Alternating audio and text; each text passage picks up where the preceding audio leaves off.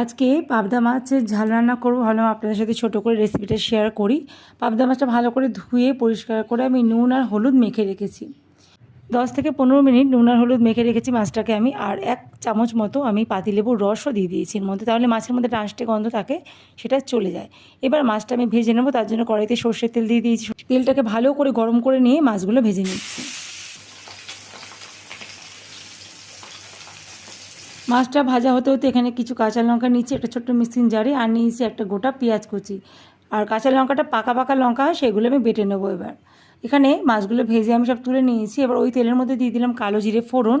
এবার পেঁয়াজগুলো আমি ভেজে নেব। এখানে বড় সাইজের একটা পেঁয়াজ আমি ঝিরিঝিরি করে কুচিয়ে নিয়েছি।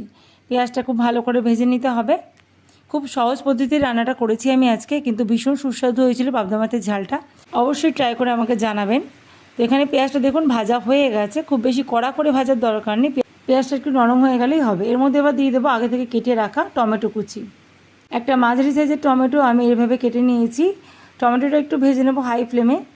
1 থেকে 1.5 মিনিট টমেটোটা ভেজে নিয়ে দিয়ে দেবো এর মধ্যে কাঁচা লঙ্কা বাটা। আমি মিক্সিং জারের মধ্যে যে কাঁচা লঙ্কা নিয়েছিলাম, কাঁচা পাকা লঙ্কা, সেই কাঁচা লঙ্কা বাটাটা দিয়ে দিলাম পরিমাণ মতন হলুদ গুঁড়ো, স্বাদ মতন নুন আর হলুদ দিয়ে কাঁচা লঙ্কা বাটাটা দিয়ে ভালো করে কষিয়ে নেবো আমি। মিডিয়াম টু হাই ফ্লেমে কষিয়ে ঢাকা দিয়ে লো ফ্লেমে রান্নাটা হতে দেবো। ওদিকে মশলাটা কষানো হচ্ছে, এদিকে দেখুন আমি এখানে জল দিয়ে দিয়েছি, গরম জল দিয়েছি। মশলাটা কষানো হয়ে গেছে তারপরে। আর ওদিকে দেখলেন মাছগুলো ভাজা হয়ে গেছে।